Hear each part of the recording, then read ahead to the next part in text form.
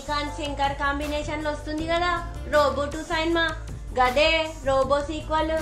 ఈ సినిమా కోసం 400 కోట్లు ఖర్చు పెట్టిండ్రు. ఇండియా మొత్తం మీద గిదే ఫస్ట్ ప్లేస్ లో ఉన్నదంట. ఎందుకోసానికి భారీ బడ్జెట్ సినిమా అన్నట్లు.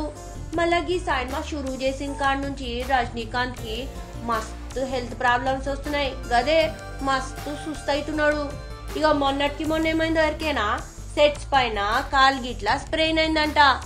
అంటే కాల్ గిట్లా ఇరిగినట్లయింది. ఇక ఏం చేస్తారు, చెన్నైకి తీసుకుపోయిండ్రు, హాస్పిటల్లో జాయిన్ చేసిండ్రు.